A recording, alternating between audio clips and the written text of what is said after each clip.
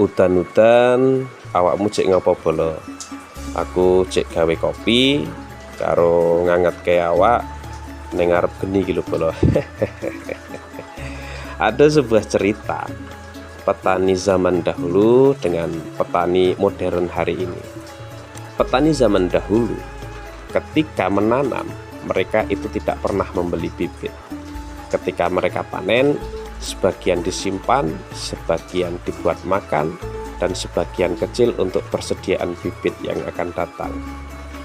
Dan petani modern hari ini yang konon katanya sudah mengenal publikasi nasional ataupun publikasi internasional, mengikuti seminar, workshop, dan pelatihan, ternyata petani era modern masih tergantung dengan bibit-bibit hibrida yang dihasilkan dari industri yang besar. Bibit hibrida itu tidak murah, 1 kilonya bisa mencapai ratusan ribu.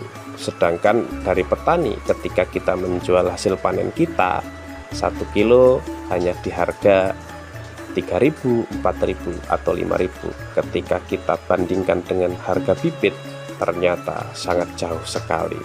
Jadi ya inilah perbedaannya petani zaman dahulu dengan petani zaman sekarang.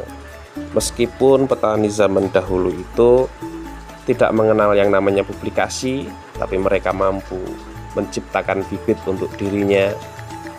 Tapi petani hari ini yang sudah mengenal publikasi nasional dan internasional, mereka masih tergantung dengan bibit-bibit hibrida.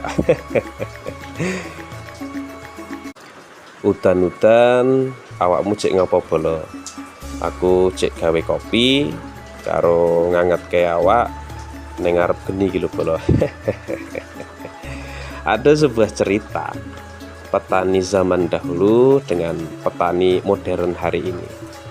Petani zaman dahulu ketika menanam, mereka itu tidak pernah membeli bibit. Ketika mereka panen, sebagian disimpan, sebagian dibuat makan, dan sebagian kecil untuk persediaan bibit yang akan datang. Dan petani modern hari ini yang konon katanya sudah mengenal publikasi nasional ataupun publikasi internasional, mengikuti seminar, workshop, dan pelatihan, ternyata petani era modern masih tergantung dengan bibit-bibit hibrida yang dihasilkan dari industri yang besar. Bibit hibrida itu tidak murah, 1 kilonya bisa mencapai ratusan ribu. Sedangkan dari petani ketika kita menjual hasil panen kita, 1 kilo